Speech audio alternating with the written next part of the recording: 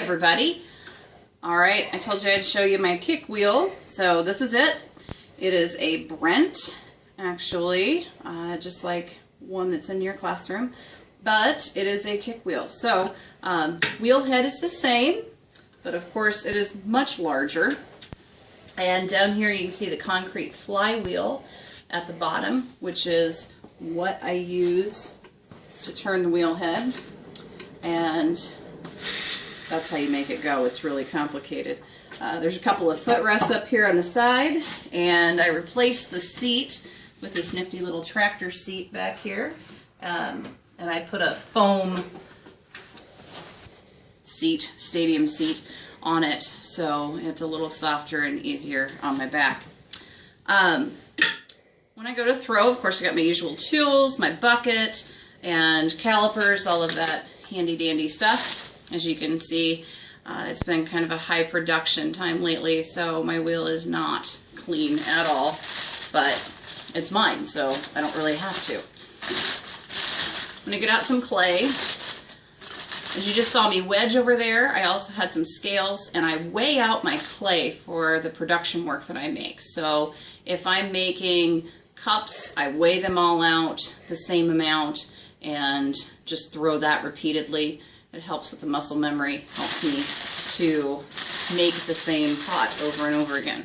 So I usually just weigh them up, put them in a bag like this, and set it right here, and then I can just get out one at a time and throw. So I'm going to throw a pot on here so you can see how this works. Just throw it down, just like you normally would, and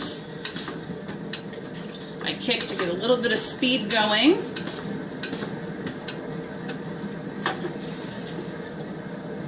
And then lean forward to do my centering.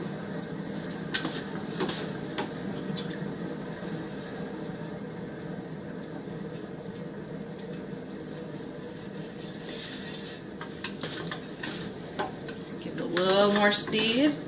The more friction that I put on the clay, the faster the wheel slows down. So it's much easier to throw small pieces on a kick wheel than it is larger pieces, because you get tired throwing big pieces. So I'm just going to throw some smaller coffee mugs today for you. And I'm just pulling the bottom right now out.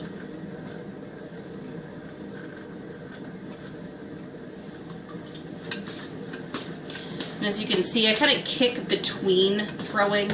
I don't generally kick while I'm actually acting on clay. So while I'm pulling, I don't usually do that. I usually do it in between. So it doesn't really interrupt the process as much as you would think.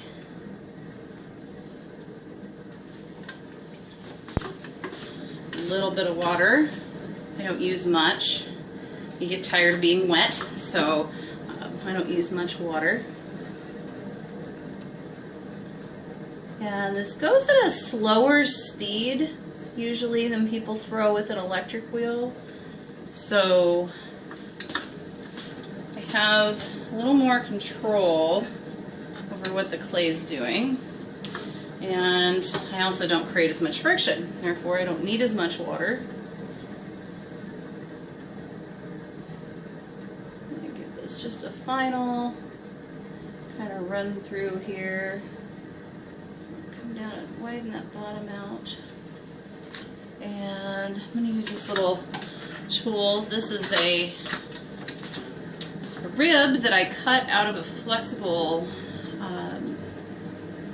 cutting mat, or like kitchen, like chopping mat, and I cut a rib shape out of that. Left a little extra clay on the bottom, and I'm going to force that down to the wheel head. And then I'm going to bring it back up, curl this around, and make a nice little foot on the bottom of this mug.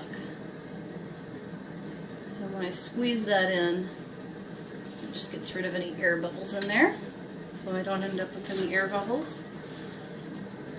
And I'll make a mark on, use this tool to just make a nice little indentation at the top of that. So that is the pot.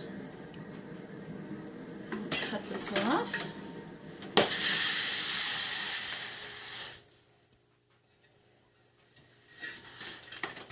Always make sure you have a place to put it before you pick it up. I'll set it right on this board next to the wheel, which makes it really handy. So that'll get a handle on it tomorrow, and it'll make a nice little coffee mug. Thanks for watching.